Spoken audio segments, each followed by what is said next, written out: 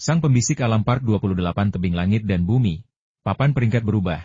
Termasuk 1000 atau 2000 kristal darah jiwa iblis yang mereka simpan secara diam-diam, dan 14 hingga 15 kesempatan eksplorasi yang dimiliki setiap orang, kerajaan Blackwater masih memiliki peluang untuk menemukan bendera darah jiwa perang terlebih dahulu. Meskipun menemukan panji darah jiwa perang terlebih dahulu tidak menjamin Anda akan menjadi pemilik terakhirnya, orang yang menemukannya pertama kali selalu memiliki peluang yang jauh lebih besar untuk mendapatkannya. Tentu saja, batasan jumlah percobaan ini tidak berguna melawan Ye Feng. Ye Feng sendiri tidak pernah menghitung berapa banyak kristal darah jiwa iblis yang dimilikinya, tetapi jumlahnya pasti sangat banyak. Bayangkan saja, pasukan yang terdiri dari 180.000 jiwa iblis berbaris, dan pasukan darah jiwa iblis yang berjumlah kurang dari 50.000 akan langsung hancur. Terkadang, ada begitu banyak kristal darah jiwa iblis sehingga Ye Feng bahkan tidak bisa mengambil semuanya. Jadi dia hanya bisa mengambil yang tingkat tinggi, seperti milik 10 jenderal atau 100 jenderal. Ye Feng merasakan getaran cahaya merah darah di sekelilingnya, dan sosoknya muncul di depan gerbang istana. Hanya karakter segel kuno, di satu sisi gerbang yang menunjukkan bahwa ini adalah lantai 2 istana jiwa iblis. 1000 kristal darah jiwa iblis dilemparkan ke dalam palung kristal darah, namun tetap tidak ada hasil yang diperoleh. Keberuntungan Ye Feng masih cukup buruk. Dia harus memasuki 6 aula utama sebelum menemukan jalan menuju tingkat berikutnya. Seandainya Ye Feng tidak memiliki begitu banyak kristal darah jiwa iblis, dan hanya memiliki sedikit lebih dari 10.000 kristal darah jiwa iblis yang dialokasikan kepadanya oleh tim, maka perjalanan Ye Feng akan berakhir di sini. Semoga keberuntungan mereka tidak seburuk keberuntunganku. Ye Feng awalnya bermaksud mengeluarkan puluhan ribu kristal darah jiwa iblis lagi untuk memberi orang lain lebih banyak kesempatan. Namun, setelah mempertimbangkannya, Ye Feng memutuskan untuk mengide tersebut. Dia berhasil memperoleh 70.000 kristal darah jiwa iblis sendirian, yang sudah cukup mengesankan. Jika lebih banyak lagi, dia mungkin akan mendapat masalah. Lantai 3. Lantai 4. Setelah mengonsumsi 20.000 kristal darah jiwa iblis, Ye Feng melangkah ke tingkat kelima istana jiwa iblis. Semoga keberuntunganku akan lebih baik kali ini. Setelah melemparkan 1000 kristal darah jiwa iblis, Ye Feng melesat ke aula utama di lantai 5. Mulai dari lantai 4 dan seterusnya, setiap aula utama tampak seperti ruangan yang sunyi. Sebagian besar adalah tempat peristirahatan bagi para perwira atau tokoh khusus dari pasukan jiwa iblis. Struktur bangunannya pada dasarnya sama, atau lebih tepatnya, akan lebih tepat jika disebut ruangan. Ini masih lebih bersih daripada dijilat anjing. Di ruangan ini, sebagian besar perabot dan fasilitas yang biasanya ada telah hilang. Ini sudah lantai 5, dan situasinya bahkan lebih buruk daripada yang dikatakan tetua Zhongli. Ye Feng memperkirakan bahwa jika medan perang jiwa iblis dibuka puluhan kali lagi, semua harta karun di dalam istana jiwa iblis, kecuali panji darah jiwa perang, akan tersapu oleh para prajurit yang datang untuk menjelajahinya. Setelah mengamati area tersebut tanpa menemukan apapun, Ye Feng hendak menuju pintu aula lain di sebelah kiri ketika tiba-tiba, pintu aula itu menyala dengan cahaya merah darah, dan sesosok muncul tiba-tiba di ruangan itu. Seorang murid dari sekte asal pedang, Ye Feng, murid sekte asal pedang yang baru saja memasuki aula dan bertemu Ye Feng terkejut sejenak, lalu tertawa terbahak-bahak. Seluruh sekte kami ingin membunuhmu untuk membalas dendam, tetapi kami tidak pernah menyangka akan bertemu denganmu di sini. Ha? Matilah. Dentang. Saat pedang panjang itu ditarik dari sarungnya, raungan harimau yang samar terdengar dari dalam cahaya pedang putih pucat. Begitu momentum pedang itu menyatu, ia menyerupai seekor harimau putih yang menerkam ke arah Ye Feng. Teknik pedang raungan harimau. Sekte asal pedang paling terkenal dengan teknik pedang 4 simbolnya. Tetapi itu adalah teknik pedang paling berharga dari sekte tersebut. Di bawah teknik pedang 4 simbol terdapat teknik pedang harimau putih, naga biru, kura-kura hitam, dan burung merah. Teknik pedang raungan harimau berevolusi dari teknik pedang harimau putih. Teknik ini sangat ampuh dan tidak dapat diwariskan kepada siapapun selain murid elit. Tatapan Ye Feng sedikit menyipit, dan kekuatan meridian pedangnya melonjak. Aura pedang mengerikan yang baru saja mengembun menjadi seekor harimau putih yang menerkam Ye Feng terpecah menjadi puluhan cahaya pedang dengan kekuatan yang berbeda-beda di mata Ye Feng. Dengan satu tebasan pedang, Ye Feng menghancurkan cahaya pedang murid sekte asal pedang. Dengan satu langkah maju dan pengaktifan teknik pedang angin dan awan, cahaya pedang seperti badai menyapu murid sekte asal pedang, langsung menghancurkan aura pelindungnya. Setelah cahaya pedang badai menyapu, murid sekte pedang Yuan itu tertusuk setidaknya 100 lubang berdarah, termasuk setidaknya 5 di jantung dan dahinya. Bahkan saat murid sekte asal pedang ini meninggal, secercah kegembiraan liar masih terpancar di wajahnya. Satu tebasan pedang membunuh. Terlalu percaya diri. Setelah kultivasi Ye Feng mencapai puncak alam pemandu roh, kekuatan spiritualnya menjadi sangat murni, dan jejak terakhir esensi sejati dimurnikan dan menghilang. Hanya dengan begitu Ye Feng dapat sepenuhnya melepaskan kekuatan teknik pedang angin dan awan. Dengan bantuan kekuatan supranatural meridian pedang dan senjata sihir tingkat rendah, Ye Feng bukanlah seseorang yang mampu menahan teknik pedang raungan harimau, yang hanya berada di peringkat bumi tingkat rendah. Dengan dengusan dingin, Ye Feng dengan santai melepaskan gelang penyimpanan dari murid sekte asal pedang dan melangkah menuju gerbang aula lainnya. Di lantai 5, keberuntungan Ye Feng masih cukup buruk. Mereka mencari di 3 aula utama tetapi tidak menemukan cara untuk berteleportasi ke atas. Seperti biasa, Ye Feng melemparkan 1000 kristal darah jiwa iblis ke dalam slot kristal darah di depan gerbang istana. Gerbang istana terbuka lebar, dan seperti biasa, dia melangkah masuk. Dia terpstunet setelah melihat sekilas. Ada sesuatu di sana. Ada sesuatu di rak pakaian tempat baju zirah itu diletakkan. Sebuah baju zirah bagian dalam berwarna hitam tergantung dengan tenang di rak pakaian. Ye Feng menerjang ke depan dalam satu gerakan cepat. Pelindung bagian dalam berwarna hitam itu kemungkinan besar ditenun dari sejenis kulit binatang. Dan setelah dimurnikan dengan cermat oleh seorang ahli pembuat senjata, pelindung itu ditutupi dengan rune yang memancarkan aura kuno. Hanya dengan melihat rune kuno yang menghiasi baju zirah hitam bagian dalam itu, Ye Feng tahu bahwa itu adalah baju zirah warisan dari zaman kuno. Rune yang diukir oleh para pembuat senjata kuno selama proses penempaan sangat berbeda dengan gaya rune masa kini. Rune kuno lebih sederhana dan memiliki nuansa yang lebih kasar, sedangkan rune masa kini diklasifikasikan dengan cara yang sangat halus dan kompleks. Dia melepas baju zirah hitam bagian dalamnya, mengepalkan tinjunya, dan energi spiritualnya mengalir deras ke dalamnya. Wow! Cahaya berkilauan seperti cangkang telur muncul di bagian depan dan belakang baju zirah bagian dalam yang berwarna hitam. Sebuah baju zirah harta karun kelas menengah dengan aura pelindungnya sendiri? Ye Feng berseru dengan kegembiraan yang tak terkendali. Di antara artefak magis, artefak pertahanan lebih berharga daripada artefak penyerangan. Sekte-sekte seperti sekte Dewa Ilusi, yang dikenal sebagai sekte nomor 1 di seluruh domain naga hitam, memiliki murid-murid yang hampir semuanya memiliki senjata sihir ofensif tingkat rendah. Namun, bahkan tokoh penting seperti Bu Changxuan pun tidak memiliki senjata sihir pertahanan kelas rendah. Terkadang, Anda tidak bisa membeli senjata sihir defensif kelas rendah bahkan dengan harga 2 atau 3 kali lipat harga senjata ofensif. Senjata-senjata itu hampir selalu langsung terjual begitu muncul di pasaran. Ini menunjukkan betapa berharganya artefak pertahanan. Belum lagi, ini adalah baju zirah pertahanan kelas menengah. Baik untuk menyerang maupun bertahan, artefak magis tingkat rendah hanya dapat meningkatkan esensi sejati atau kekuatan spiritual pemiliknya sebesar 1 hingga 2%, dan tidak memiliki fungsi lain. Namun, senjata sihir kelas menengah adalah cerita yang berbeda. Sebagai contoh, busur ilahi bersayap biru yang direbut Ye Feng dari guru roh barbar selatan, Dahai, dapat digunakan untuk memadatkan energi spiritual menjadi anak panah untuk melukai orang. Keberadaan aura pelindung adalah ciri khas dari zirah kelas menengah.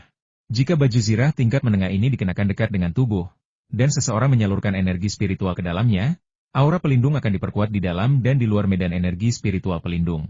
Kemampuan pertahanannya bervariasi tergantung pada jumlah energi spiritual yang dimasukkan, sehingga membuatnya sangat ampuh. Jika dilihat dari segi nilai murni, baju zirah hitam kelas menengah ini lebih berharga daripada busur ilahi sayap biru. Dalam dunia bela diri, harta yang dapat menyelamatkan nyawa selalu lebih berharga daripada harta yang dapat membunuh. Angin hitam? Armor angin hitam? Ye Feng memeriksanya dengan saksama dan menemukan 2 karakter kecil, angin hitam, di dalam baju zirah bagian dalam yang berwarna hitam.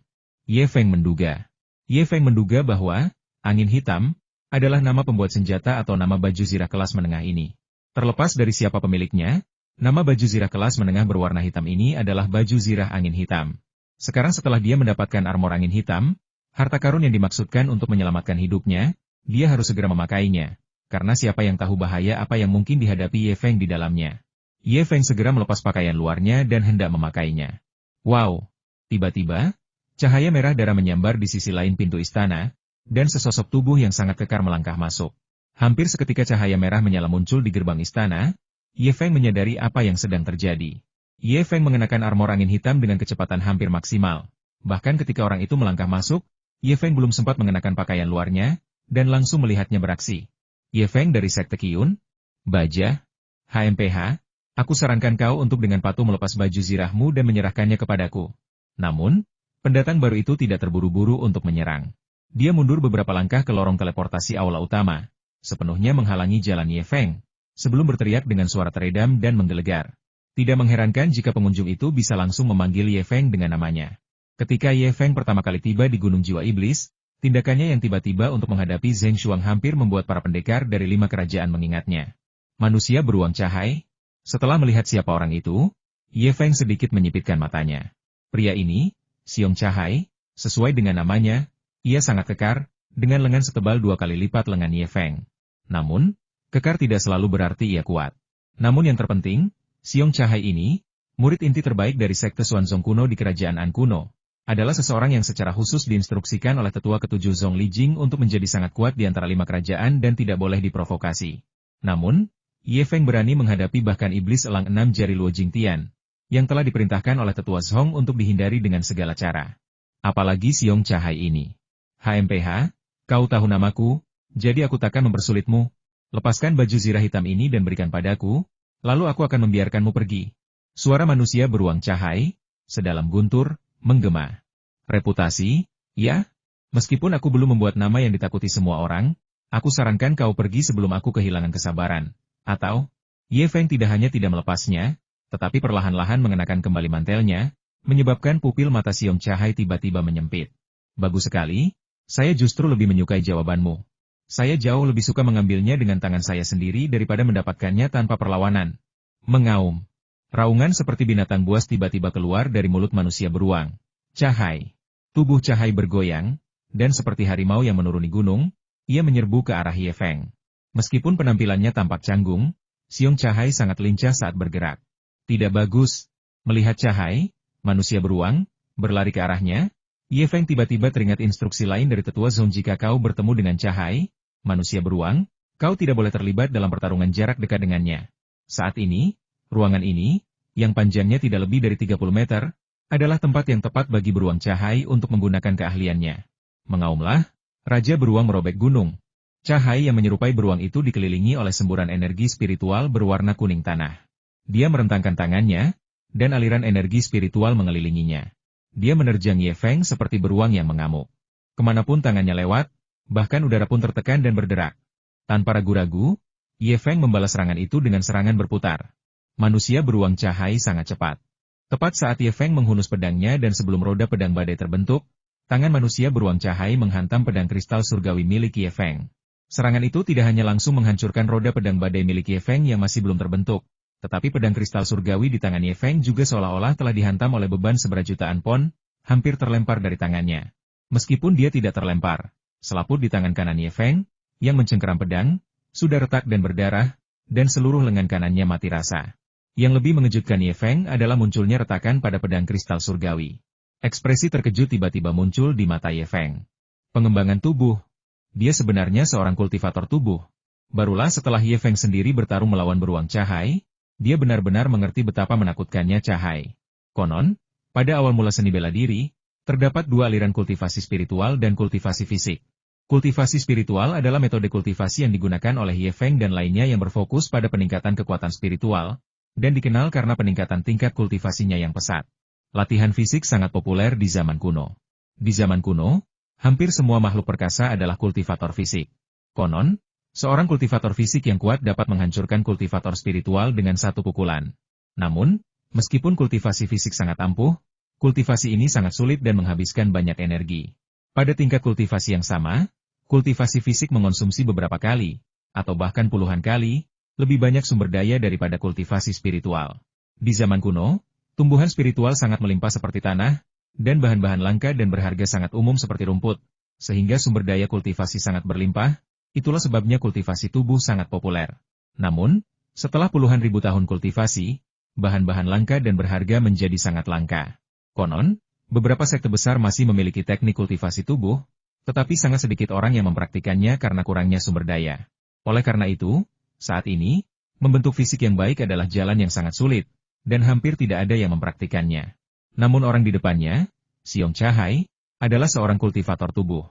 HMPH, sekarang kau tahu betapa kuatnya aku, kan? Jika kau melepas baju zirah hitam ini dan menyerahkannya padaku sekarang, kata-kataku tetap akan berlaku. Teriak manusia beruang Chahai. Meskipun sudah berkata demikian, beruang Chahai menerkam Ye Feng lagi dengan kecepatan kilat. Ledakan kecepatannya bahkan lebih cepat daripada kecepatan langkah lurus Ye Feng dalam jurus pengejar bintang. Dalam jarak pendek, terutama di ruang terbatas, penanaman secara fisik memiliki keunggulan yang signifikan. Ledakan, ledakan, ledakan. Setiap pukulan dari Xiong Chahai bagaikan gunung yang runtuh, membuat darah Ye Feng mendidih. Setiap kali Ye Feng mencoba melepaskan teknik pedang angin dan awan miliknya, teknik itu akan hancur oleh satu pukulan telapak tangan dari beruang yang selalu hadir, Chahai. Masalah utamanya adalah Ye Feng ceroboh dan membiarkan Cahai mendekat.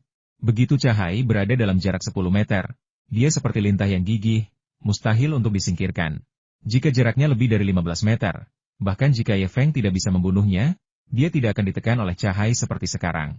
Beruang Zhao Hai juga sangat memahami kekuatan dan kelemahannya, sehingga ia sengaja mempertahankan keunggulan ini. HMPH, Ye Feng, biar kukatakan padamu, bahkan Elang Iblis 6 jari Luo Jingtian akan dikalahkan dalam jarak 10 meter. Aku sarankan kau menyerahkan baju zirahmu dengan patuh, dan mungkin aku akan mengampuni nyawamu. Setelah berhasil mengungguli lawan, Xiong Cahai sangat senang dengan dirinya sendiri. Mimpi. Hukuman mati di pengadilan. Mendengar jawaban Ye Feng, manusia beruang Cahai menjadi sangat marah.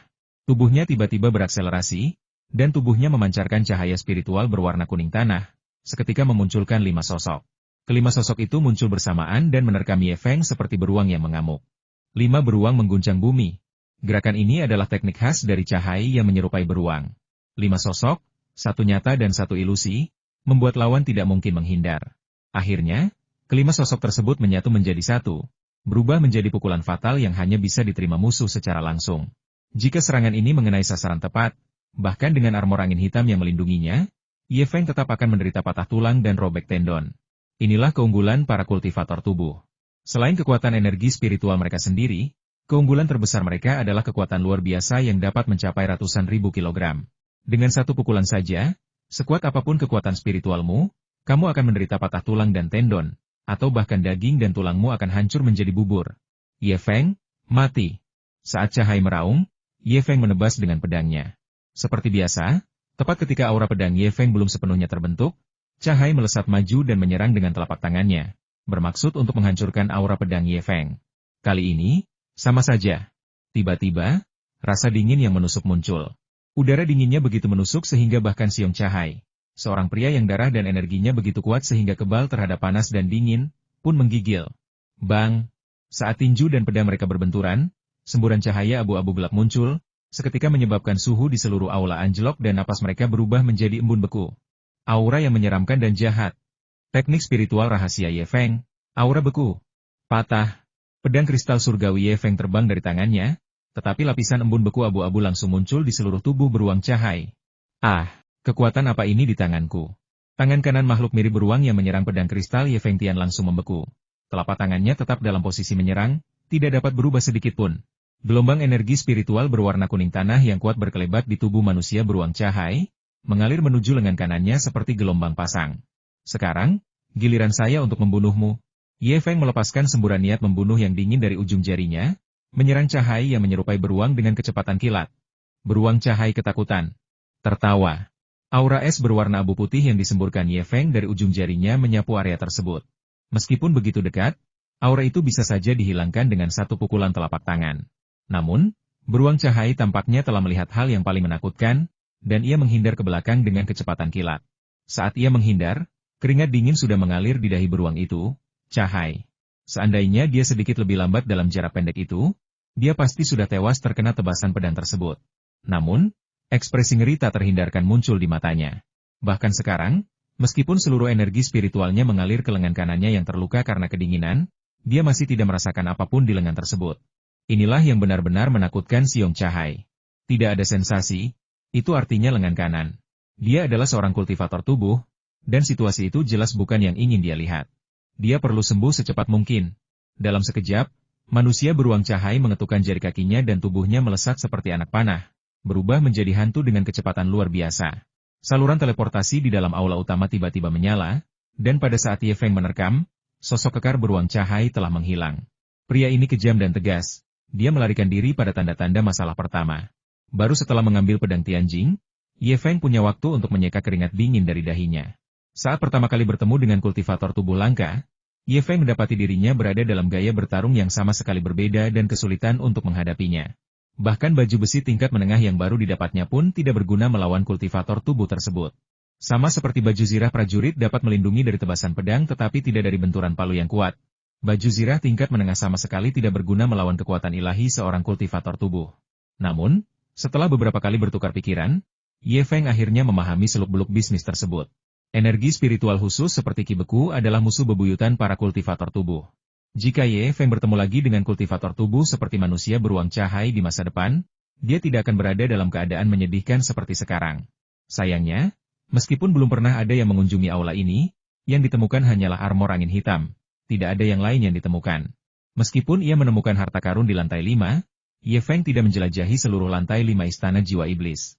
Setelah beruang manusia cahaya melarikan diri selama 100 napas, Ye Feng juga melangkah ke saluran teleportasi dan memasuki lantai 6. Ye Feng telah bertemu dengan murid-murid sekte asal pedang dan beruang cahaya di tingkat kelima, yang menunjukkan bahwa orang-orang dari 4 negara lain jelas tidak lambat dalam menembus aula. Tujuan utama adalah panji darah jiwa perang. Dan kita sama sekali tidak boleh membiarkan pencarian harta karun yang disengaja ini menunda kita. Setelah mencapai lantai 6, keberuntungan Ye Feng berubah. Dia hanya perlu mengonsumsi 1000 kristal darah jiwa iblis untuk berhasil naik ke lantai 7 istana jiwa iblis. Kamu pikir kamu mau pergi kemana? Saat Ye Feng melangkah masuk ke aula besar di lantai 7, seorang murid sekte Dewa Ilusi sedang membuka pintu aula lainnya. Tanpa mengucapkan sepatah kata pun, dia mengangkat pedang kristal surgawinya, dan cahaya pedang tiba-tiba melesat keluar. Beberapa saat kemudian, Ye Feng membunuh murid sekte Dewa Ilusi di tempat. Harus diakui bahwa para murid sekte Dewa Ilusi masing-masing menggunakan pedang kelas rendah, yang membuat mereka sangat kuat dalam pertempuran. Namun, apa yang bisa mereka lakukan ketika bertemu Ye Feng? Kita sudah sampai di level 7, dan kita masih punya 4000 kristal darah jiwa iblis? Ye Feng sedikit terkejut dengan jumlah kristal darah jiwa iblis yang tersimpan di gelang penyimpanan murid sekte Dewa Ilusi ini. Ketika Ye Feng memasuki lantai 7 dan gagal mendapatkan apapun dari upayanya menaklukkan 3 aula, dia melangkah ke lantai 8. Di depan pintu masuk aula besar di lantai 8, 1000 kristal darah jiwa iblis dilemparkan ke dalam, dan cahaya merah menyala muncul. Pintu aula segera terbuka, dan saat Ye Feng melangkah masuk, pupil matanya tiba-tiba menyempit.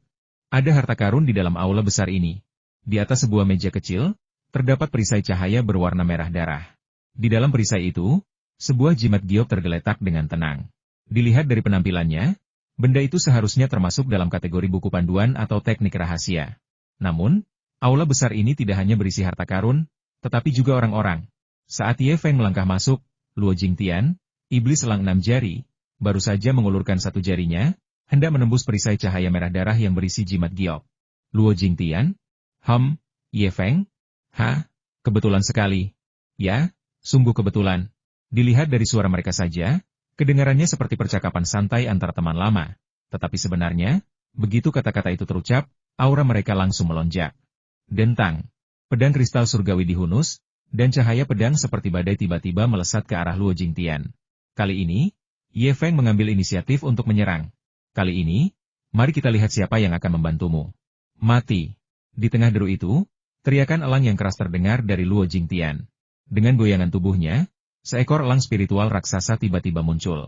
Dengan serangan yang cepat dan kuat, sosok Ye Feng tiba-tiba melesat ke udara, dan awan cahaya pedang langsung berkumpul, disertai dengan suara guntur yang menggelegar.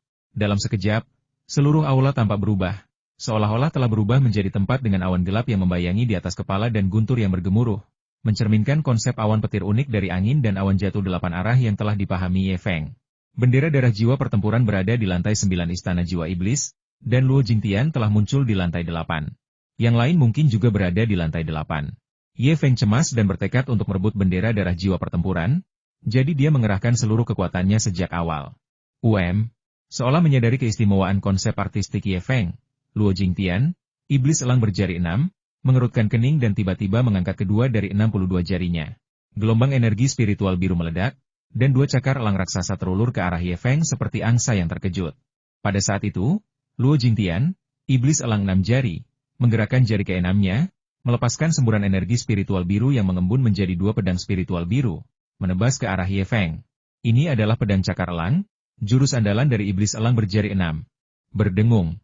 Didorong oleh indera ilahinya, kemampuan ilahi meridian pedang Ye Feng, kejernihan hati pedang, tiba-tiba bersinar terang. Dengan getaran lembut, momentum pedang Ye Feng yang semula stagnan tiba-tiba menjadi lancar. Angin dan awan telah turun dari segala arah, pergilah. Hampir bersamaan dengan teriakan Ye Feng, cahaya pedang menghantam ke bawah, dan di tengah suara gemuruh, seberkas petir tiba-tiba muncul dari udara dan melesat bersamaan dengan cahaya pedang. Tertawa. 2 cakar elang raksasa yang dilepaskan oleh iblis elang 6 jari Luo hancur berkeping-keping seperti gelembung. Cahaya pedang terhalang, tetapi petir menyambar seperti kilat. Pada saat yang sama, 2 pedang cakar elang milik iblis elang 6 jari menebas lurus ke arah Ye Feng. Anehnya, Ye Feng tidak bertahan maupun menghindar. Seketika itu juga, energi spiritual pelindung Ye Feng terkoyak oleh pedang cakar elang, tetapi lapisan tipis cahaya spiritual pelindung menyebabkan kedua pedang cakar elang milik iblis elang 6 jari itu lenyap sepenuhnya. Armor harta karun tingkat menengah. Ekspresi Luo Jingtian tiba-tiba membeku. Runcing. Luo Jingtian tersambar petir tepat di tengah jalan, seluruh tubuhnya langsung hangus hitam, dan cakar elangnya yang mengancam mulai bergetar tak terkendali. Mati. Hampir bersamaan, memanfaatkan kesempatan untuk menahan pedang cakar elang dengan baju besi kelas menengahnya, Ye Feng menebas ke bawah dengan pedangnya. Aura pedang yang tajam menyambar seperti kilat. Luo Jingtian juga luar biasa. Dalam keterkejutannya, kekuatan spiritualnya melonjak liar, menjadi secemerlang matahari terbit. Saat kekuatan spiritual mengalir ke seluruh tubuhnya, rasa kebas yang disebabkan oleh sambaran petir tiba-tiba menghilang. Langkah elang. Di tengah teriakan putus asa, Luo Jingtian bergeser 10 meter ke samping, mengira dia telah menghindari serangan mematikan Ye Feng. Namun, yang membuat Luo Jingtian ngeri, aura pedang Ye Feng secara aneh berubah arah dan terus menebas ke arahnya. Mendesis. Meskipun Luo Jingtian menghindar dengan cepat, pedang Ye Feng tetap berhasil menyapu salah satu lengan Luo Jingtian. Namun, itu bukanlah hal yang terpenting. Yang terpenting, tidak setetes pun darah mengalir dari luka di lengannya. Begitu lengannya terputus, aura dingin Ye Feng langsung membekukan luka tersebut. Energi yang mengerikan dan jahat menyembur keluar dari luka itu. Embun beku tebal, seperti kain kasa yang berlumuran darah, bermula dari luka di lengan Luo Jingtian dan menyebar dengan cepat ke seluruh tubuhnya. Terlihat jelas, separuh tubuh Luo Jingtian membeku menjadi patung es, dan dia bahkan tidak bisa menekuk lututnya. Mati. Aura pedang menyembur keluar dari pedang itu, menebas ke arah kepala Luo Jingtian. Beraninya kau membunuhku? Aku adalah murid semi sejati dari Sekte Dewa Ilusi. Apakah kau ingin seluruh sekte dibantai oleh Sekte Dewa Ilusiku? Luo Jingtian meraup marah dan terkejut setelah nyaris menghindari pedang Ye Feng dengan satu kaki. Saat mereka bertemu, Luo Jingtian sama sekali tidak menganggap Ye Feng serius. Namun kini, ia benar-benar berada dalam posisi yang tidak menguntungkan, bahkan ditekan oleh Ye Feng. Sebuah situasi yang tidak pernah diduga oleh Luo Jingtian. Pada saat kritis ini, dengan nyawanya dipertaruhkan, Luo Jingtian bahkan menggunakan sektenya untuk menekan Ye Feng. Apa bedanya jika aku membunuhmu? Dengan satu gerakan cepat, kepala Luo Jingtian terlepas. Sekalipun tidak ada yang tahu bahwa Ye Feng membunuh Luo Jingtian di sini. Lalu kenapa? Keempat kerajaan di domain naga hitam selalu berperang. Jika orang-orang bisa diintimidasi hanya dengan satu kalimat atau oleh reputasi sekte Dewa Ilusi yang hebat, Kekaisaran Dewa Ilusi pasti sudah menyatukan domain naga hitam sejak lama. Ekspresi tak percaya tiba-tiba muncul di mata Luo Jingtian yang lebar dan penuh amarah. Aku tamat begitu saja. Seketika itu juga, kepala dan tubuh Luo Jingtian jatuh ke tanah secara bersamaan, cahaya ilahi di matanya yang melotot lenyap. Huf! Huf! Setelah membunuh Luo Jingtian, Ye Feng terengah-engah. Meskipun dengan mudah ia membunuh mereka, Ye Feng mengerahkan hampir semua kemampuannya dalam beberapa pertarungan singkat itu, bahkan menggunakan armor angin hitam yang baru saja diperolehnya. Terlebih lagi, dia melancarkan serangan paling ganasnya sejak awal, membuat Luo Jingtian benar-benar lengah. Pada akhirnya, mereka menang dengan mengandalkan aura dingin mereka. Ye Feng memperkirakan bahwa tanpa ki beku dan tanpa menggunakan metode pamungkas lainnya, dia bisa mengalahkan Luo Jingtian, tetapi membunuhnya akan sangat tidak mungkin. Dengan jentikan jarinya, cincin penyimpanan menakjubkan milik iblis elang 6 jari Luo dan sarung tangan 6 jari khusus muncul di tangan Ye Feng. Sarung jari 6 jari buatan khusus Luo Jingtian juga merupakan senjata sihir kelas rendah. Para murid Sekte Dewa Ilusi memang kaya raya. Sebuah cincin harta karun tingkat menengah lainnya dengan volume 10 meter kubik. Setelah menyelidiki dengan indera ilahinya, Ye Feng segera menunjukkan sedikit kegembiraan. Lemari penyimpanan Luo Jingtian penuh hingga meluap, dan barang yang paling mencolok adalah sebuah kotak berisi kristal spiritual kelas rendah. 10 kotak tertumpuk rapi. Pil-pil lain, emas, dan perak jumlahnya tak terhitung, dan di salah satu sudut, terdapat lebih dari 10.000 kristal darah jiwa iblis yang menumpuk. Mendesis. Setelah melihat sekitar 10.000 kristal darah jiwa iblis itu, Ye Feng tersentak. Bagaimana mungkin para murid Sekte Dewa Ilusi memiliki begitu banyak kristal darah jiwa iblis? Tidak, kita harus bergegas. Panji darah jiwa perang tidak boleh jatuh ke tangan orang lain. Mendesis. Ye Feng menghunuskan pedangnya, dan penghalang cahaya merah darah itu langsung hancur, memungkinkannya untuk segera mendapatkan jimat giok. Dengan lambaian tangan yang santai, Ye Feng meletakkan jimat giok itu di dahinya. Ye Feng ingin mengetahui apa sebenarnya yang tercatat di dalam jimat giok ini. Teknik rahasia mengubah cahaya menjadi bayangan. Dengan sebuah pikiran, 6 karakter besar langsung muncul di benak Ye Feng dari jimat giok tersebut. Teknik rahasia lainnya, luar biasa. Dengan gembira, Ye Feng tiba-tiba melepaskan jimat giok dari dahinya dan menyimpannya di gelang penyimpanannya. Ye Feng telah merasakan kekuatan teknik rahasia tersebut. Dengan jari pedang esensi sejati di depan dan ki pembunuh beku di belakang, keduanya dapat membantu Ye Feng membunuh musuh dan menang. Teknik transformasi cahaya dan bayangan spiritual yang akan Anda peroleh pasti akan sangat bagus. Namun, waktu sangat penting sekarang. Dan membuang-buang waktu sekecil apapun bisa berarti kehilangan panji darah jiwa pertempuran. Itulah sebabnya Ye Feng memindahkan panji darah jiwa pertempuran itu. Armor angin hitam tingkat menengah, teknik transformasi cahaya spiritual. Keuntunganku kali ini cukup besar, tetapi dibandingkan dengan pahlawan legendaris Meng Chuan yang langsung memperoleh kemampuan ilahi penempaan meridian, ini masih jauh lebih rendah. Terus terang saja, jika Ye Feng mau, dengan jumlah kristal darah jiwa iblis yang sangat banyak yang dimilikinya, dia bisa menjelajahi semua aula di lantai 8 istana jiwa iblis. Di dalam istana jiwa iblis, semakin tinggi levelnya, semakin jarang tempat itu dijelajahi, dan semakin banyak harta karun yang terkandung di dalamnya. Sudah pasti bahwa jika Ye Feng memperkuat tekadnya, dia pasti bisa mendapatkan sesuatu yang lebih. Namun pada akhirnya, keyakinan untuk mendapatkan panji darah jiwa perang secepat mungkin menekan semua keserakahan Ye Feng. Saat 1000 kristal darah jiwa iblis dilemparkan, pintu istana terbuka, dan Ye Feng melangkah ke aula berikutnya, mencari lorong teleportasi.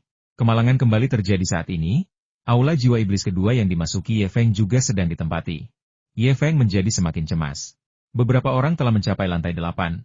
Jadi apakah akan ada seseorang yang segera tiba di lantai 9? Namun, begitu bendera darah jiwa pertempuran terkumpul, fenomena aneh akan terjadi.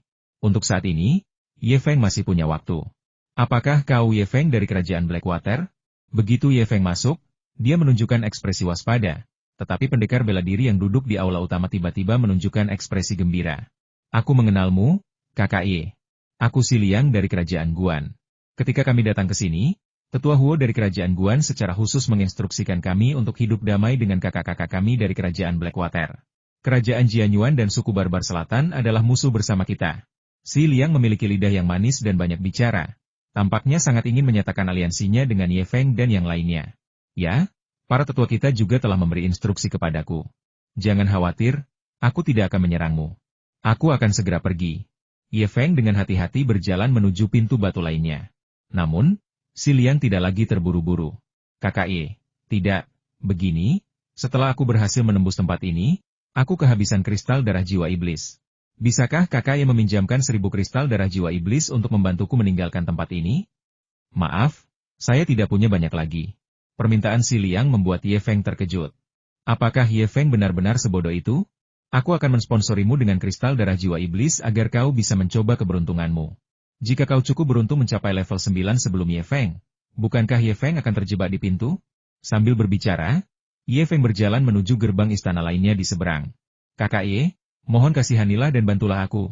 Tanpa kristal darah jiwa iblis, aku akan terjebak di sini dan mati. Si Liang sangat cemas hingga hampir menangis. Di tengah permohonan yang putus asa, Si Liang perlahan mendekati Ye Feng. Terperangkap dan sekarat di sini, Ye Feng ingin tertawa. Tetapi ini seperti memperlakukannya seperti anak berusia 3 tahun. Bagaimana mungkin para prajurit yang datang untuk menyerbu aula malah terjebak di sini dan mati? Ketika bendera darah jiwa pertempuran diambil, orang-orang ini akan otomatis dibebaskan. Merasa kasihan, Ye Feng kembali menolak, dan pada saat itu, Si Liang dan Ye Feng sudah berjarak 10 meter. Seketika itu juga, Si Liang menunjukkan sifatnya yang ganas. Dengan kedua tinju terangkat, Si Liang menerkam Ye Feng seperti harimau, dan sesosok hantu berbentuk harimau tiba-tiba muncul dari tinju Si Liang. Memanggil. Suara melengking dari cahaya pedang yang membelah udara terdengar nyaring. Ye Feng melompat mundur ke udara dan menghindar dengan ki pedang angin dan awan secepat kilat. Mendesis. Darah berceceran di mana-mana. Si Liang, yang tidak pernah menyangka serangan balik Ye Feng akan lebih cepat dari serangannya sendiri, tiba-tiba terbelah menjadi 2 oleh pedang Ye Feng. HMPH, aku sudah tahu kau punya niat jahat sejak awal. Apa kau benar-benar mengira aku anak berusia 3 tahun? Ye Feng mencibir sambil menatap mayat Si Liang. Setelah bertahun-tahun berpengalaman, Ye Feng bukan lagi pemuda naif seperti dulu. Dia telah mengumpulkan banyak pengalaman di dunia bawah dan tidak akan mudah tertipu. Sejak memasuki aula, tangan Ye Feng tanpa sadar menyentuh gagang pedangnya. Saat kata-kata pria itu menjadi lebih manis, kewaspadaan Ye Feng semakin meningkat. Sayangnya, Si Liang akhirnya bertindak. Jika dia tidak menyergap Ye Feng mungkin bisa meninggalkan aula dengan selamat, sehingga nyawanya terselamatkan. Bagi para praktisi bela diri yang kultivasinya telah mencapai puncak alam pemandu roh, gelang atau cincin penyimpanan adalah perlengkapan standar. Setelah melihat gelang penyimpanan Si Liang, Ye Feng langsung menunjukkan ekspresi terkejut. Di dalam gelang penyimpanan Si Liang, terlihat jelas ada 1.800 keping kristal darah jiwa iblis. Namun, 1.800 kristal darah jiwa iblis ini terdiri dari 1 kristal darah jiwa iblis dari Jenderal 1.000 orang dan 8 kristal darah jiwa iblis dari Jenderal 100 orang. Jelas-jelas memiliki kristal darah jiwa iblis, mengapa mereka berpura-pura kasihan dan bahkan menyergap Ye Feng, mempertaruhkan nyawa mereka untuk mencurinya darinya? Ada sesuatu yang aneh.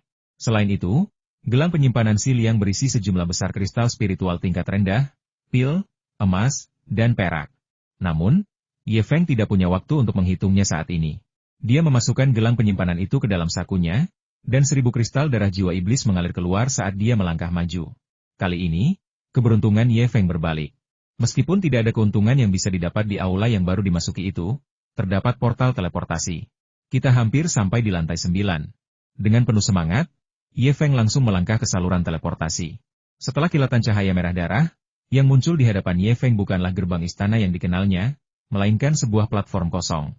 Platform itu dipenuhi dengan garis-garis dan tulisan, dan tampak seperti sebuah susunan. Ye Feng terkejut. Ini bukan salah satu hal yang diceritakan Tetua Zhong kepada mereka. Ye Feng mengira bahwa setelah memasuki tingkat ke-9 aula jiwa iblis, akan seperti 8 tingkat pertama, dengan pintu tempat dia bisa langsung memasukkan kristal darah jiwa iblis ke dalam slot kristal darah. Namun, kenyataan yang terjadi sangat berbeda dari yang ia bayangkan, membuat Ye Feng agak tercengang. Sebenarnya, ini bukan salah Tetua Zhong, karena selama bertahun-tahun, diyakini bahwa tidak ada pendekar bela diri dari Kerajaan Air Hitam yang pernah mencapai tingkat ke-9, yang berarti bahwa Kerajaan Air Hitam sama sekali tidak memiliki pengalaman di bidang ini. Negara-negara lain memiliki pengalaman, tetapi mereka semua merahasiakannya dengan sangat ketat. Jadi wajar jika bangsa Blackwater tidak mengetahuinya. Formasi umumnya diaktifkan oleh kristal spiritual. Ye Feng memiliki akal sehat sebanyak ini. Formasi di hadapan kita berbentuk bagua, dengan 8 titik tatahan di sudut-sudutnya dan 1 titik tatahan di tengahnya. Ye Feng tidak pernah kekurangan keberanian untuk mencoba hal-hal baru. 9 kristal spiritual segera ditanamkan ke dalam formasi tersebut. Tetapi anehnya, tidak ada reaksi yang terjadi. Apakah kita membutuhkan kristal darah jiwa iblis? 9 kristal darah jiwa iblis ditempatkan satu persatu, tetapi tetap tidak ada reaksi. Pada titik ini, Ye Feng benar-benar menjadi gila. Di hadapannya hanya ada sebuah platform formasi, dikelilingi oleh kehampaan yang tak berujung. Ye Feng yakin bahwa formasi di platform ini adalah satu-satunya jalan menuju tingkat ke-9 istana jiwa iblis. Namun bagaimana formasi ini dapat diaktifkan? Jangan panik, amati dengan saksama. Sambil menarik napas dalam-dalam, Ye Feng menenangkan diri dan mulai berpikir dengan cermat. Saat itu juga, ia menemukan kelemahan dalam argumen tersebut. Membuka semua pintu menuju 8 tingkat pertama istana membutuhkan 1.000 kristal darah jiwa iblis. Jadi mengaktifkan formasi ini tidak dapat dilakukan hanya dengan 9 kristal darah jiwa iblis biasa. Dengan pemikiran itu, 9 keping dari 10 kristal darah iblis diletakkan di permukaan satu persatu. Tetapi tetap tidak ada reaksi. Jenderal 100 orang. Wow! Saat kristal darah jiwa iblis Jenderal 100 orang pertama ditempatkan, lapisan tipis cahaya merah darah langsung muncul. Itu benar. Setelah 900 orang meletakkan kristal darah jiwa iblis satu persatu, Ye Feng merasa frustrasi. Formasi itu tampaknya masih belum aktif. Yang ke-9. Ketika 800 orang pertama memasukkan kristal darah jiwa iblis, cahaya merah darah muncul. Namun, ketika 900 orang memasukkan kristal darah jiwa iblis, tidak ada perubahan. Bagian ke-9 adalah inti dari susunan tersebut, yang membutuhkan kristal darah jiwa iblis yang lebih canggih. Tanpa ragu-ragu, sepotong kristal darah jiwa iblis 1000 jenderal ditempatkan ke inti formasi. Wow! Seberkas cahaya merah darah melesat keluar dari formasi tersebut dan mulai berputar perlahan. Ternyata, dibutuhkan kristal darah jiwa iblis 1000 orang untuk mengaktifkan sepenuhnya susunan teleportasi. Dalam sekejap, Ye Feng menyadari, mengapa Si Liang, yang memiliki kristal darah jiwa iblis, malah mencoba mencurinya? Ternyata dia menyimpannya untuk level ke-9. Untungnya, Ye Feng memiliki cukup kristal darah jiwa iblis. Jika tidak, bahkan jika prajurit Kerajaan Air Hitam dapat menembus ke tingkat ke-9, mereka hanya akan bisa menonton tanpa daya. Sejauh yang Ye Feng ketahui, tingkat tertinggi dari kristal darah jiwa iblis yang berada di tangan Pangeran Ketiga dan yang lainnya hanyalah kristal darah jiwa iblis Jenderal 100 orang. Saat Ye Feng melangkah ke dalam formasi, cahaya merah darah muncul di tengah kilauan yang berputar-putar, dan sosoknya terwujud di aula komandan yang megah dan mengesankan. Hal pertama yang Anda lihat adalah bendera perang berwarna merah darah yang sangat besar, yang dipajang di dinding utama aula komandan. Di tengah bendera perang merah darah itu terdapat karakter perang, yang semegah pertempuran dengan kuda besi dan tombak. Ledakan. Begitu Ye Feng melihatnya, karakter perang langsung membesar, memenuhi seluruh pandangannya, berubah menjadi gelombang ribuan pasukan yang menyerbu ke arahnya. Di luar medan perang jiwa iblis, di perkemahan di tengah perjalanan mendaki gunung jiwa iblis. Setelah hampir 20 hari menunggu, periode 1 bulan bagi medan perang jiwa iblis untuk terus beroperasi semakin dekat. Para pemimpin, tetua, dan tokoh-tokoh lain dari berbagai negara dan sekte yang masih menunggu di sini mulai gelisah. Yang tidak lazim, para tetua dan pengikut dari 5 kerajaan, termasuk mereka dari suku Barbar Selatan, berkumpul dalam lingkaran dan mulai minum. Jika orang biasa melihat pemandangan ini, mereka pasti akan terkejut. Dari kelima kerajaan, 4 diantaranya adalah musuh bebuyutan bangsa Barbar Selatan. Di antara keempat kerajaan tersebut, sekte asal pedang adalah musuh bebuyutan kerajaan air hitam, dan kerajaan Dewa Ilusi adalah musuh bebuyutan kerajaan An kuno. Sekarang, para tetua ini benar-benar bisa berkumpul untuk minum bersama. Sebenarnya, ini sangat normal. Para tetua dan pengikut ini, sebagai kelompok paling berpengaruh di setiap negara, telah saling mengenal selama bertahun-tahun, dan beberapa bahkan memiliki hubungan pribadi yang baik satu sama lain. Duduk bersama dan minum-minum adalah hal yang wajar, tetapi adu argumen verbal yang terjadi setelahnya sama sekali tidak sederhana. Ketika para tetua dari 5 bangsa berkumpul, topik yang paling sering mereka bahas adalah kepemilikan Panji darah jiwa perang. Zhong Lijing, Li Si, bukannya aku ingin tahu, tapi kerajaan Blackwater kalian benar-benar tidak perlu ikut serta dalam konferensi 5 negara ini. Sudah lebih dari 20 kali dalam lebih dari 100 tahun. Dan kapan kalian pernah berhasil merebut bendera darah jiwa perang? Kurasa kau bahkan tidak tahu rahasia untuk membuka lantai 9, kan? Saat minum-minum ringan, tetua Zouzi dari sekte pedang Yuan tanpa ampun mengejek Zhong Lijing dan Li Si. Rahasia membuka tingkat ke-9. Mungkinkah cara memasuki tingkat ke-9 istana jiwa iblis berbeda dari tingkat lainnya? Ekspresi Zhong Lijing dan Li Si berubah masam. Tentu saja. Kamu tidak mungkin tidak menyadarinya. Kan? Kau bahkan tidak tahu ini? Dan kau masih datang ke konferensi 5 negara, bermimpi merebut bendera darah jiwa perang?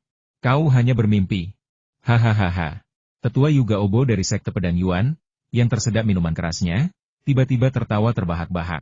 Namun, ekspresi Zhong Lijing dan Li Si malah menjadi semakin tidak menyenangkan. Membunuh. Teriakan perang ribuan pasukan yang melompat dari tulisan, perang, pada panji darah jiwa perang seolah mengandung kekuatan yang dapat membuat jiwa seseorang bergetar. Di tengah teriakan perang itu, seluruh tubuh Ye Feng bergetar tak terkendali, dan bahkan jantungnya berdebar kencang seperti genderang. Itu adalah perasaan yang bercampur antara kegembiraan yang luar biasa dan ketakutan yang luar biasa. Tanpa ragu, Ye Feng memejamkan matanya, lalu memusatkan pikirannya pada hidungnya, jantungnya, dan dantiannya, sehingga sepenuhnya mengusir teriakan perang yang bahkan bisa mengguncang jiwa dari pikirannya. Ketika ia membuka matanya lagi, Ye Feng tak berani menatap kata perang pada panji darah roh perang yang tergantung di dinding istana. Perasaan itu sungguh terlalu mengerikan. Ye Feng melesat dan bergerak ke depan panji darah jiwa pertempuran. Tepat saat dia hendak mengambil panji darah jiwa pertempuran, cahaya merah menyala berturut-turut dari keempat penjuru aula komandan. Mengaum. Fiuh. Au. Sosok-sosok melintas dengan cepat, dan berbagai macam raungan binatang tiba-tiba memenuhi udara. Tangan kanan Ye Feng, yang baru saja menyentuh gagang panji darah jiwa pertempuran, langsung membeku, dan dia berhenti mengambil panji darah jiwa pertempuran. Ye Feng bukan lagi seorang pemuda impulsif. Dia mulai mempertimbangkan semua aspek ketika mengambil keputusan. Bukan karena ada seseorang yang masuk sehingga Ye Feng ragu-ragu. Dia hanya takut sesuatu akan salah selama proses pengumpulan bendera darah jiwa pertempuran. Sejauh yang Ye Feng ketahui, banyak harta karun ampuh memiliki efek bumerang ketika pertama kali diperoleh. Ini juga merupakan nasib buruk bagi kerajaan Blackwater, karena mereka sama sekali tidak memiliki pengalaman dalam mengumpulkan bendera darah jiwa perang. Jika, saat mengumpulkan panji darah jiwa pertempuran, belum lagi hal lain, hanya dampak spiritual yang dirasakan Ye Feng saat menatap karakter, pertempuran, barusan, menyebabkan jiwa spiritualnya bergetar sesaat, dan jika seniman bela diri yang baru datang itu mengambil kesempatan untuk menyerang, Ye Feng akan terbunuh oleh panji darah jiwa pertempuran. 4 orang masuk bersamaan? Hal ini sangat mengejutkan Ye Feng. Mungkin karena kerugian dalam pertempuran sebelumnya, keempat Master Roh Barbar Selatan hanya membawa 13 pelayan iblis bersama mereka. Namun, fakta bahwa keempat Master Roh Barbar Selatan dan ke-13 pelayan iblis tersebut semuanya berada di peringkat bumi tingkat menengah tetap membuat Ye Feng merasakan tekanan yang belum pernah terjadi sebelumnya. Tekanan maut. 4 Master Roh Barbar Selatan yang setara dengan puncak alam pemandu roh sudah cukup menakutkan. Ditambah dengan 13 pelayan iblis tingkat bumi menengah, Ye Feng memperkirakan bahwa bahkan jika semua prajurit kerajaan air hitam berkumpul bersama, mereka harus berhati-hati untuk menghadapi kekuatan tempur ini. Tentu saja, hanya para Master Roh dari suku Barbar Selatan yang dapat muncul di aula komandan di lantai 9 pada waktu yang bersamaan. Hanya para Master Roh Barbar Selatan, dengan keunggulan jumlah pelayan iblis mereka, yang mampu memburu pasukan jiwa iblis 1000 orang dalam skala besar dan memperoleh kristal darah jiwa iblis 1000 orang dalam jumlah yang cukup. Untuk 4 negara lainnya, sangat sulit bagi setiap orang untuk mendapatkan kristal darah jiwa iblis jenderal 1000 orang. Ini menjelaskan mengapa Ye Feng bertemu banyak prajurit dari 4 kerajaan di 8 tingkat pertama, tetapi sangat sedikit di tingkat ke-9. Set kristal darah jiwa iblis jenderal 1000 orang dan jenderal 100 orang yang dibutuhkan untuk mengaktifkan susunan teleportasi tingkat ke-9 tidak mudah didapatkan. Luo Jingtian, iblis elang 6 jari yang sangat mengancam, telah dibunuh oleh Ye Feng, dan Siong Cahai dari kerajaan Guan juga telah terluka parah oleh Ye Feng. Hanya kau satu-satunya. Haha, panji darah jiwa perang sekarang milik kita. Saat Guru Roh Barbar Selatan, Jiza, tertawa terbahak-bahak, dia tiba-tiba melambaikan tangannya. Tidak ada waktu untuk disia-siakan, bunuh mereka dengan cepat. Benarkah? Kalau begitu, lihat ini. Cahaya biru menyilaukan muncul, dan busur ilahi bersayap biru tiba-tiba muncul di tangan Ye Feng. Busur ilahi bersayap biru langit? Busur ilahi bersayap biru yang dianugerahkan kepada Dahai oleh suku tersebut? Bagaimana bisa benda ini sampai di sini bersamamu? Di mana Dahai? Di mana kera emas air api? Ye Feng menebak dengan benar. Busur ilahi bersayap biru cukup terkenal di kalangan Guru Roh Barbar Selatan, dan pemiliknya, Dahai, juga memegang posisi tinggi. Dalam sekejap, kemunculan mendadak busur ilahi bersayap biru menyebabkan keempat Guru Roh Barbar Selatan, termasuk Jiza, mengubah ekspresi mereka secara drastis. Mencicit. Suara busur ilahi bersayap biru yang ditarik terdengar nyaring. Tanpa ragu-ragu, Ye Feng memanfaatkan kesempatan itu dan menarik busur ilahi bersayap biru sepenuhnya, dan sebuah anak panah energi spiritual biru dengan cepat terbentuk. Menghadapi 4 Master Roh Barbar Selatan dan 13 pelayan iblis tingkat menengah tingkat bumi sendirian, Ye Feng tidak akan memiliki peluang untuk menang dalam keadaan normal. Dia harus menggunakan tindakan luar biasa. Sebagai contoh, kemunculan tiba-tiba busur ilahi bersayap biru oleh Ye Feng, yang mengejutkan keempat Guru Roh Barbar Selatan, adalah langkah pertama. Oh tidak, kita telah ditipu. Cepat. Master Roh Barbar Selatan, Sisa, menyadari apa yang telah terjadi, meraung dengan liar. Mereka benar-benar telah memberi Ye Feng kesempatan untuk menghunus busur ilahi sayap biru. Terlambat. Saat Ye Feng mencibir, suara getaran tali busur dari busur ilahi bersayap biru langsung terdengar. Karena mereka sudah mengenal Dahai, keempat Guru Roh Barbar Selatan ini telah berkali-kali mendengar suara getaran senar busur sebelumnya. Pada saat itu, suara getaran senar busur sangat jernih dan menyenangkan. Namun kini, suara getaran senar busur mencapai telingaku dengan kengerian yang tak terlukiskan. Seolah-olah aku mendengar suara iblis dari langit. Mereka tahu betul kekuatan busur ilahi sayap biru. Begitu panah roh bersayap biru dilepaskan, dalam radius 4 mil, siapapun yang berada di bawah alam transformasi roh sama sekali tidak memiliki kesempatan untuk menghindar dan hanya bisa menerimanya secara langsung. Jarak 4 li adalah 2000 meter, tetapi istana jenderal ini, paling-paling, hanya sepanjang 5 atau 600 meter. Memanggil. Suara siulan tajam menusuk udara, menyebabkan pupil mata dan jantung keempat Master Roh Barbar Selatan berkedut secara bersamaan. Suara itu lebih mirip panggilan kematian. Engah. Kepala Master Roh Barbar Selatan pertama meledak tanpa peringatan, seperti semangka busuk. Hampir bersamaan, keempat pelayan iblisnya gemetar hebat, dan ekspresi kebingungan terpancar di mata mereka. Inilah akibat dari kematian mendadak pelayan iblis tersebut. Namun, Ye Feng tidak punya waktu untuk memanfaatkan situasi tersebut untuk membunuh keempat pelayan iblis yang tertegun itu. Kekuatan spiritualnya melonjak keluar dari dantiannya, dan lengannya memancarkan kekuatan spiritual. Dia sekali lagi menarik busur ilahi sayap biru hingga sepenuhnya, dan sebuah anak panah roh sayap biru dengan cepat terkondensasi. Lindungi aku. Hampir bersamaan, Master Roh Barbar Selatan, Sisa, meraung dengan liar. Kekuatan spiritual pelindung yang paling dahsyat terpancar dari 3 Master Roh Barbar Selatan yang tersisa. Tidak hanya itu, pelayan iblis di antara ketiganya, yang paling cocok untuk pertahanan, tiba-tiba melakukan serangan balik, menggunakan tubuhnya yang perkasa untuk melindungi tuannya di belakangnya. Mengaum. Harimau bersayap awan di samping Ye Feng juga menerkam, menghalangi seorang pelayan iblis tingkat bumi kelas menengah. Pada saat itu, sesuatu yang lebih mengejutkan terjadi pada Ye Feng. Setelah periode kebingungan awal, keempat pelayan iblis dari Guru Roh Barbar Selatan yang telah ditembak mati oleh busur ilahi sayap biru tiba-tiba kembali ke sifat kebinatangan mereka, yang telah ditekan selama bertahun-tahun. Meraung. Meraung. Meraung. Secara naluriah, mereka mulai menyerang makhluk-makhluk yang mengancam di sekitar mereka. Yang paling dekat dengan mereka adalah beberapa Master Roh Barbar Selatan dan para pelayan iblis mereka. Dalam sekejap, perkelahian pun dimulai. Dengan kepergian keempat pelayan iblis yang tidak diklaim ini, Hanya 9 dari 13 pelayan iblis tingkat menengah peringkat bumi yang tersisa. Ketiga roh barbar selatan itu, yang merasa terintimidasi oleh kekuatan busur ilahi bersayap biru di tangan Ye Feng, masing-masing memerintahkan seorang pelayan iblis untuk menjaga mereka dengan ketat, sehingga mengurangi jumlah pelayan sebanyak 3 orang. Harimau bersayap awan memikul beban salah satu pelayan iblis, dan situasinya seketika berubah menjadi 5 pelayan iblis yang mahir bertarung melawan 4 binatang iblis tanpa tuan. Tekanan maut yang sebelumnya ditimbulkan oleh 13 pelayan iblis tingkat menengah peringkat bumi kepada Ye Feng lenyap seketika. Meskipun kelima lainnya adalah pelayan iblis di bawah perintah tuannya, mereka dapat menyerang Ye Feng tanpa ragu-ragu. Namun, keempat binatang buas iblis tanpa pemilik itu kini hanya memiliki naluri binatang buas iblis, dan keganasan yang telah ditekan selama bertahun-tahun meletus pada saat ini tanpa ragu-ragu. Para pelayan iblis yang telah dikuasai, di bawah komando Master Roh Barbar Selatan, tidak ingin terlibat dengan mereka. Tetapi keempat binatang iblis yang belum dikuasai itu tanpa henti mengejar mereka. Inilah kelemahan fatal dari para Master Roh Barbar Selatan. Pertempuran sengit dimulai. Memanggil. Panah roh bersayap biru lainnya melesat dari langit. Tiba-tiba ia menusuk ke mata ular piton terbang bersayap merah yang melindungi roh Barbar Selatan, Jizha. Bang! Kepala ular bersayap merah yang sangat besar meledak menjadi genangan materi otak berwarna-warni, merah, dan putih, yang berhamburan ke seluruh wajah dan tubuh guru roh Barbar Selatan, Jizha. Pergi. Kita tidak boleh membiarkan dia menarik busurnya lagi. Saat Jizha, sang Master Roh Barbar Selatan, meraung, ia menerkam dengan kecepatan kilat, menyerang Ye Feng dengan senjata hijau berbentuk sulur seperti ular berbisa. Giza jelas menyadari keseriusan masalah ini. Jika situasi ini berlanjut, merekalah yang pada akhirnya akan binasa. HMPH, kalian sudah berlatih bela diri selama ratusan tahun. Kapan kalian, orang-orang barbar dari selatan, pernah bisa mengalahkan kami?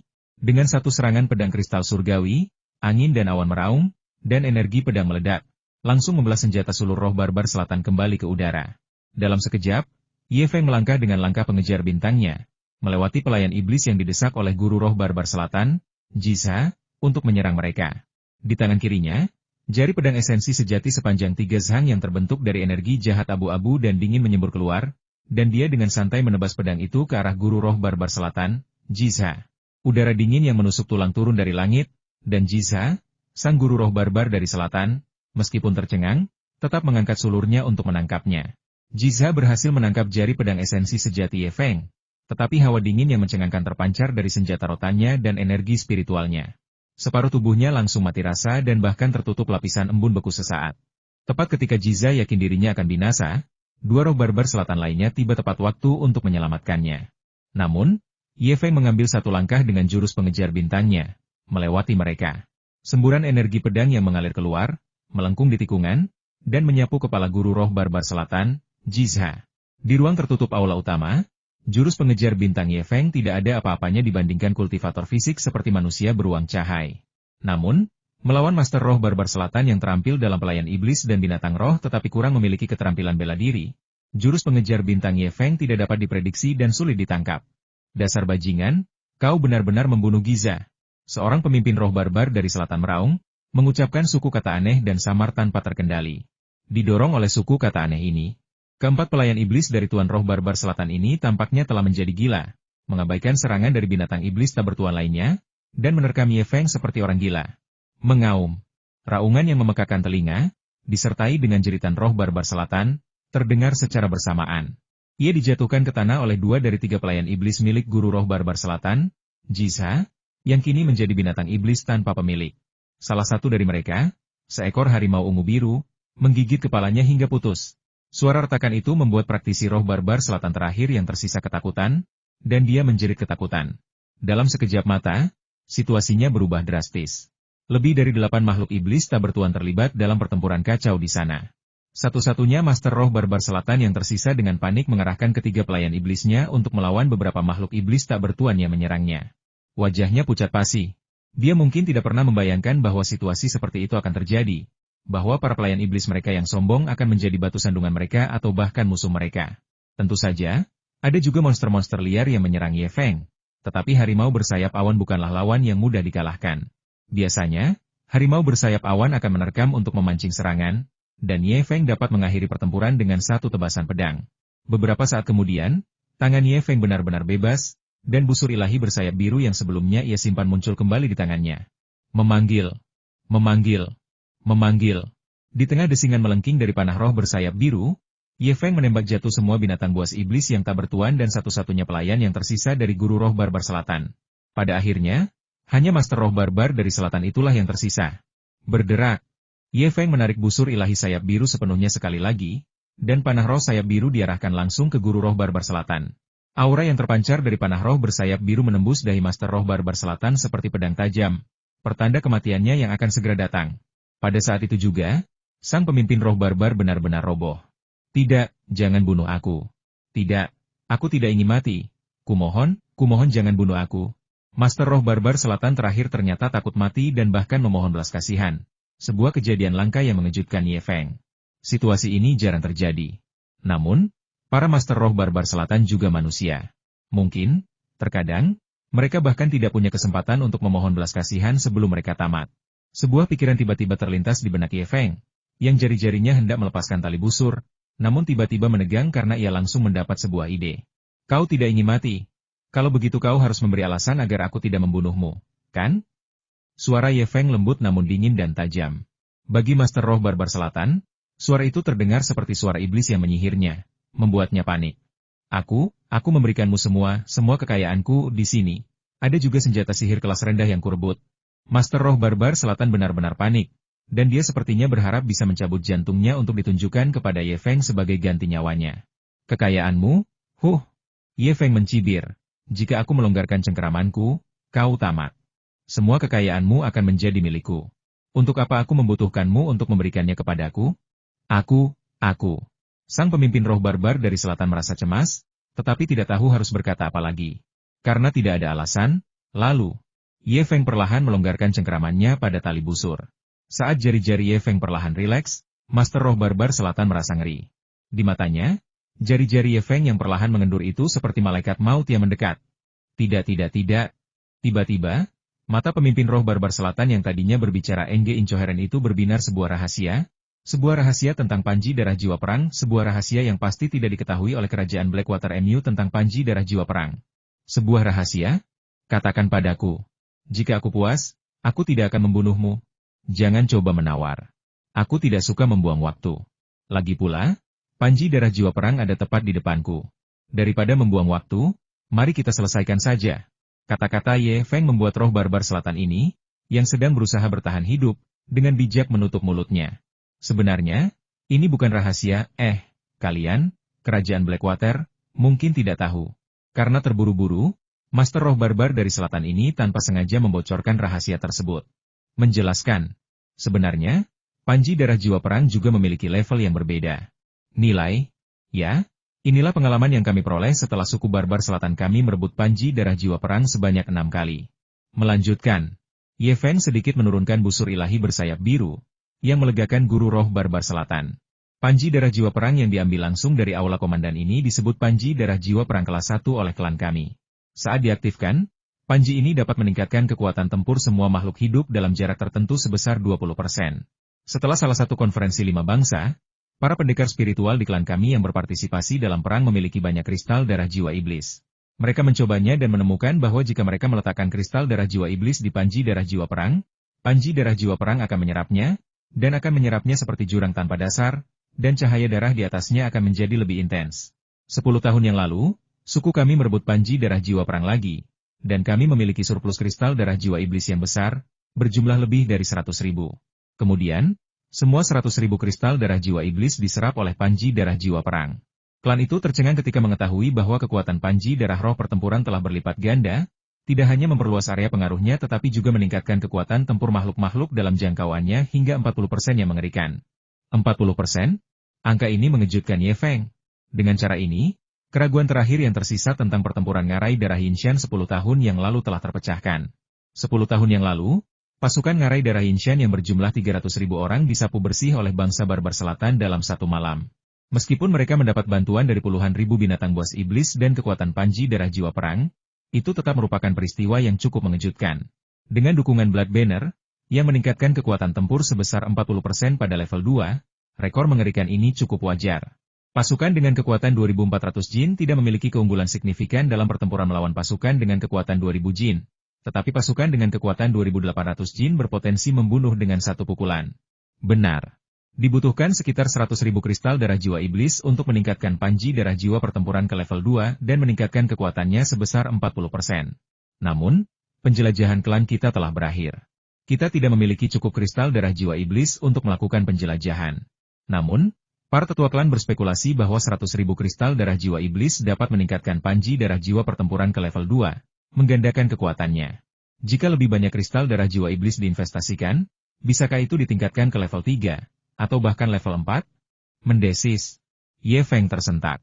Jika memang demikian, nilai panji darah jiwa pertempuran akan jauh lebih menakutkan, dan kekuatannya tak terbayangkan. Senjata sihir tingkat menengah hanya meningkatkan kekuatan energi spiritual sebesar 40%.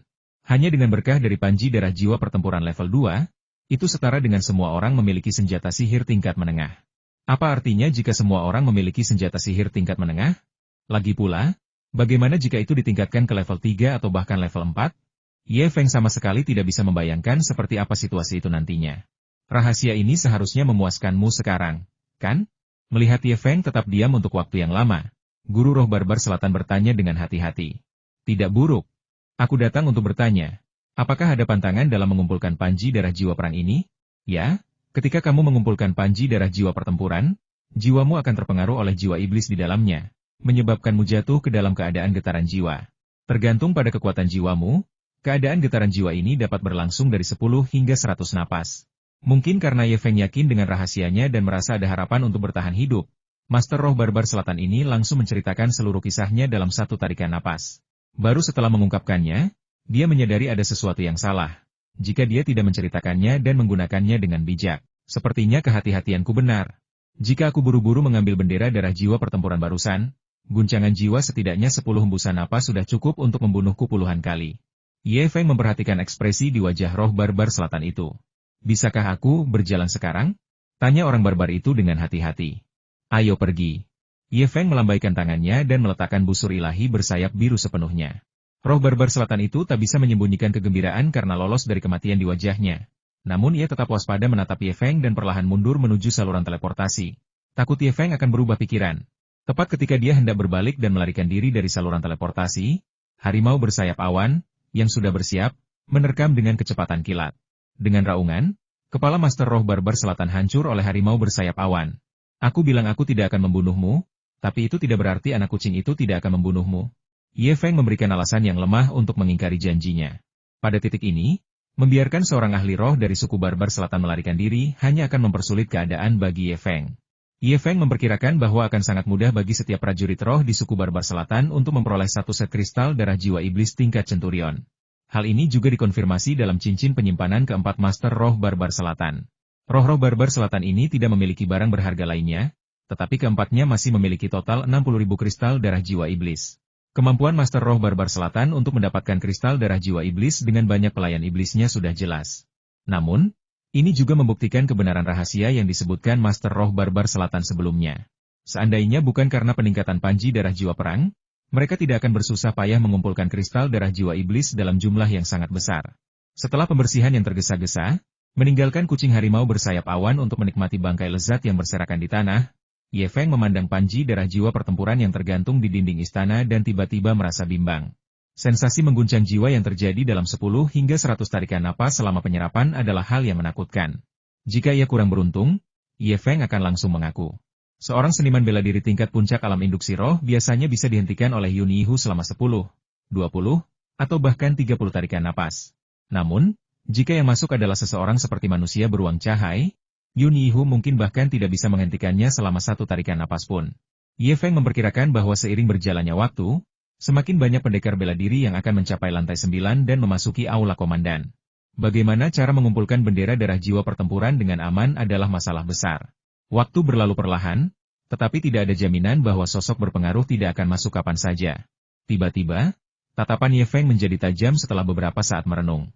Karena kita sudah di sini, ayo kita serang habis-habisan. Aku sudah mengalahkan iblis elang berjari 6, lalu apa yang ditakutkan oleh yang lain? Sebuah ide sekali dayung 2 pulau terlampaui terlintas di benak Ye Feng. Seketika itu juga, Ye Feng menelan 2 pil permajaan 9 putaran. Kekuatan obat yang ampuh itu segera menyebar dan mulai memulihkan kekuatan spiritual Ye Feng. Tidak ada cara lain. Ye Feng baru saja menggunakan busur ilahi sayap biru hampir 10 kali. dan kekuatan spiritualnya telah terkuras hingga 80%. Fungsi utama pil permajaan 9 putaran adalah untuk memulihkan kekuatan spiritual para seniman bela diri, tetapi pil ini sangat berharga. Ye Feng sendiri tidak memilikinya. Beberapa botol pil permajaan 9 putaran yang dimiliki Ye Feng ditemukan di cincin penyimpanan Luo Jingtian, Iblis Elang 6 Jari, dan Bu Changxuan. Saat energi spiritualnya pulih dengan cepat, Ye Feng perlahan menutup matanya, memegang busur ilahi bersayap biru di tangannya setengah terbuka, siap menyerang kapan saja. Wow! Di salah satu sisi aula komandan, cahaya merah darah langsung bersinar. Saat cahaya merah darah itu memancar, Ye Feng, seperti harimau yang terbangun dari transnya, menarik busur ilahi sayap birunya hingga jangkauan penuh dengan bunyi retakan yang tajam. Kekuatan spiritual di dalam dantiannya melonjak keluar, dan panah roh bersayap biru kehijauan langsung terwujud. Apakah ada orang di sana? Orang yang memasuki aula komandan tingkat 9 itu adalah murid dari sekte Dewa Ilusi. Ketika cahaya darah menghilang, dia terkejut melihat Ye Feng. Memanggil. Hampir bersamaan, suara siulan melengking dari panah roh bersayap biru yang melesat menembus udara terdengar. Bang! Sebuah ilham tiba-tiba muncul, dan mata murid sekte Dewa Ilusi itu sedikit melebar. Sebelum dia sempat bereaksi, kepalanya meledak menjadi semangka busuk dengan suara keras. Kekuatan busur ilahi sayap biru bukanlah sesuatu yang bisa dianggap remeh. Dulu, Dahai menembakkan 3 anak panah ke arah Ye Feng dari jarak 3 mil, dan Ye Feng tidak bisa menghindarinya dengan gerakannya dan hanya bisa menerimanya secara langsung. Belum lagi aula komandan ini, yang panjangnya hanya 4 atau 500 meter. Selain itu adalah serangan mendadak. Anak kucing, pergi! Ye Feng mengeluarkan teriakan pelan, dan Yun Yihu mengambil gelang penyimpanan dari tubuh murid sekte Dewa Ilusi yang telah mati. Ye Feng bahkan tidak melihatnya, tetapi menaruhnya di samping. Busur ilahi sayap biru terhunus setengah, matanya sedikit terpejam, dan dia berkonsentrasi untuk merasakan fluktuasi di sekitar seluruh aula komandan. Wow! Kurang dari 5 tarikan napas kemudian, cahaya merah darah kembali bersinar dari salah satu sisi aula komandan. Mata Ye Feng tiba-tiba terbuka lebar, dan suara derit busur ilahi bersayap biru yang ditarik hingga batas maksimal terdengar sekali lagi. Kilatan darah, dan seorang ahli bela diri tiba-tiba muncul di dalam aula komandan. Lu Zixiong, murid inti tertua dari sekte asal pedang. Saat Ye Feng melihat wajah pendekar bela diri yang memasuki aula, rasa gembira yang dingin dan tajam tiba-tiba muncul di bibirnya. Pada saat yang sama, Ye Feng sedikit melonggarkan cengkeramannya. Memanggil. Suara panah roh bersayap biru yang menembus udara, hampir merobek gendang telinga, bergema di udara. Udara yang tertembus bergulir seperti gelombang di depan dahi El Zixiong, dan panah itu tiba dalam sekejap. Sebelum panah roh bersayap biru menembus kepalanya, semburan cahaya spiritual yang tebal tiba-tiba muncul dari tubuh El Zixiong. Ye Feng mengenalinya sebagai cahaya spiritual pelindung yang unik untuk jimat pelindung, dan itu adalah jimat tingkat tinggi. Setidaknya, ini adalah jenis jimat pelindung yang mampu menahan serangan penuh dari seorang ahli bela diri alam pemandu roh. Namun, di hadapan panah roh sayap biru, bahkan jimat pelindung yang mampu menahan kekuatan penuh seorang prajurit alam pemandu roh pun menjadi rapuh seperti kertas dan langsung terkoyak. Namun, aura pelindung dari jimat pelindung itu menghalangi panah roh bersayap biru untuk sesaat, memberi El Zixiong, yang baru saja melangkah masuk ke aula komandan, kesempatan untuk melakukan reaksi naluriah kecil. Ini adalah reaksi fisik naluriah seorang praktisi bela diri ketika menghadapi bahaya yang mengancam jiwa. Dantiannya mengerut, dan kekuatan spiritual pelindungnya tiba-tiba melonjak keluar. Sementara kepalanya juga miring tajam ke samping. Kemiringan kepalanya inilah yang menyelamatkan nyawa El Zixiong dari sekte pedang Yuan. Anak panah bersayap biru, yang sesaat terhalang oleh aura jimat pelindung, melesat melewati telinga El Zixiong. Kemanapun panah roh bersayap biru itu melesat, bahkan udara pun terkoyak seperti gelombang, apalagi telinga El Zixiong. Mendesis, telinga kanan Lu Zixiong robek akibat panah roh bersayap biru yang mengenainya, meninggalkan alur darah yang dalam di sisi kanan otaknya, memperlihatkan tengkorak putihnya dengan jelas. Pada saat itu, El Zixiong mengeluarkan jeritan yang memekakan telinga, dan energi spiritual pelindung di sekitar tubuhnya langsung berkobar hingga mencapai puncaknya. Ye Feng. Setelah melihat dengan jelas siapa yang menyerangnya, mata El Zixiong membelalak penuh amarah. Pada saat ini, Ye Feng, yang panahnya meleset, telah melangkah maju. Tangan kanannya, dengan pedang kristal surgawi, melepaskan semburan energi pedang angin dan awan, sementara tangan kirinya memegang jari pedang esensi sejati sepanjang 7 atau 8 sang, yang terbentuk dari energi pembunuh es, yang menebas El Zixiong. Lu Zixiong tidak punya pilihan selain menghadapi tantangan itu secara langsung. Namun, penurunan suhu yang tiba-tiba di dalam aula komandan dan hawa dingin mengerikan yang terpancar dari jari pedang esensi sejati Ye Feng memberi El Zixiong perasaan tidak nyaman yang aneh. Namun dia tidak punya pilihan. Siapa yang menyuruhnya kehilangan inisiatif begitu memasuki aula komandan? Sementara Ye Feng unggul di setiap langkahnya. Semburan cahaya pedang tiba-tiba muncul, disertai dengan suara samar raungan naga. Seekor naga bayangan pedang, yang seluruhnya terdiri dari cahaya pedang, dengan ganas menyerang ki pedang angin dan awan milik Ye Feng. Teknik pedang raungan naga, naga mengangkat kepalanya, ini adalah jurus mematikan dalam teknik pedang raungan naga dari sekte pedang Yuan yang dipelajari El Zixiong. Ini juga merupakan jurus terkuat dan jurus yang paling dia hargai. Bang! Energi pedang angin dan awan serta wujud naga bayangan pedang menerobos udara secara bersamaan. Hampir bersamaan, Lu Zixiong tiba-tiba mengangkat sarung pedang di tangannya, dan kekuatan spiritual melonjak keluar, menghalangi jari pedang esensi sejati Ye Feng yang sangat dingin. Dia berhasil memblokirnya, tetapi begitu dia melakukannya, ekspresi El Zixiong berubah drastis. Ye Feng mencibir. Mampu memblokir ki pedang angin dan awan miliknya adalah prestasi yang cukup besar bagi El Zixiong. Namun, kartu truf Ye Feng adalah jari pedang esensi sejati yang terbentuk dari energi pembunuh es, yang ia gunakan untuk mengakhiri pertempuran dengan cepat. Dingin yang menusuk tulang seketika membuat sisi kiri tubuh El Zixiong lumpuh. Saat energi spiritualnya yang besar terkumpul di sisi kirinya untuk melawan dingin yang mengerikan itu, seberkas cahaya pedang, seanggun angsa yang terkejut, tiba-tiba menebas ke bawah. Tidak, Lu Zixiong menjerit ketakutan, dan baru ketika kepalanya terlepas matanya membeku. Lalu cahaya itu memudar. Mengaum. Anak harimau bersayap awan, yang baru saja menerkam Ye Feng, menggeram padanya dengan tidak puas, memprotes perilaku Ye Feng yang makan sendirian dan tidak membiarkannya melakukan pekerjaan apapun. Anda akan memiliki banyak kesempatan untuk menyelesaikan pekerjaan. Dalam sekejap mata, El Zixiong, murid tertua dari sekte dalam sekte asal pedang, dibunuh oleh Ye Feng.